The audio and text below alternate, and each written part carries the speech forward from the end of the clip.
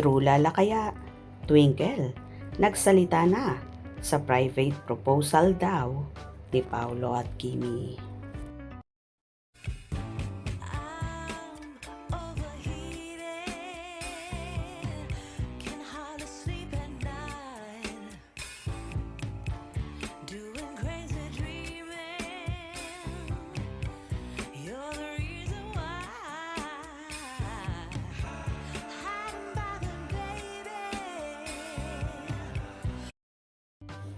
Pinagkaguluhan nga ng Kim Pao Solid ang namataan na tila wedding ring ni Paolo Abilino sa naging video ng promotion ng aktor para sa Will Tech Philippines, kung saan magkakaroon sila ng event para sa Sinulog Festival sa Cebu City ngayong darating na January 18, 2026.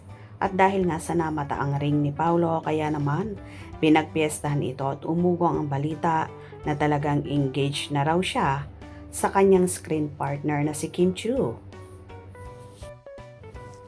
Sa mundo ng showbiz landya, kung saan ang bawat galaw ay sinusubaybayan at ang bawat salita ay binibigyan ng kahulugan, bihirang makatagpo ng isang kwento ang pag-ibig na parehong pribado at pampubliko, puno ng pagsubok ngunit nagwakas sa tagumpay. Ito ang kwento ng Kim Pao, ang tambalang Kim Chiu at Paolo Abilino na kamakailan lamang ay gumulantang sa social media at sa puso ng kanilang mga tagahanga dahil sa balita ng isang napaka-special na kaganapan, ang proposal ni Paolo kay Kim.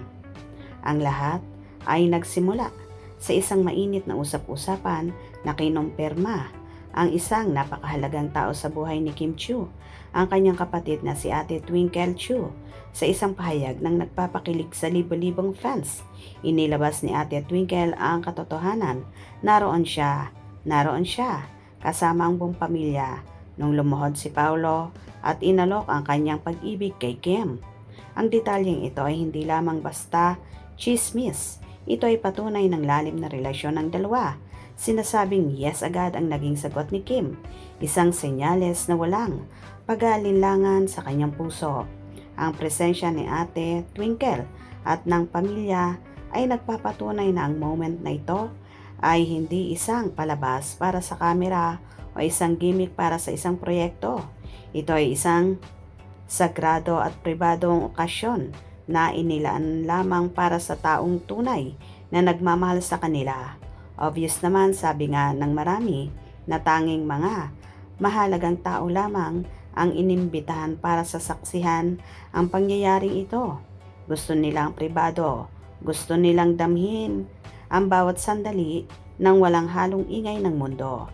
Ito ay paninigurado na ang pamilya, ang pundasyon ng kanilang buhay, ang unang makakasaksi sa simula ng kanilang forever.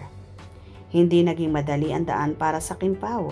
Kung babalikan natin, marami ang pagsasabi noon na ang kanilang tambalan ay hanggang real lang. Marami nagsabi na hindi mahilig si Paolo na pumasok sa relasyon sa mga nakakatrabaho niya.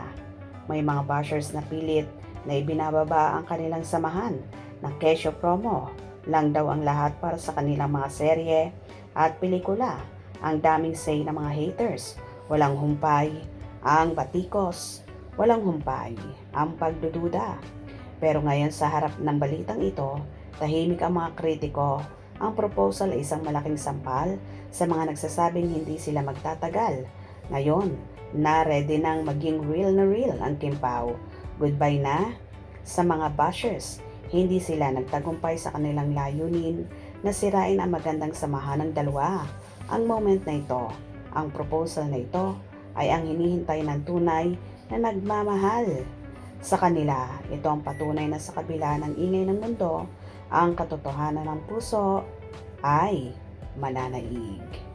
Well, kung totoo man ito, for sure, maraming solid Kim Pao ang matutuwa dahil ito talaga ang matagal na nilang inaabangan at inaasam-asam. Happy ba kayo dito? Hope you enjoyed. Please subscribe for more info.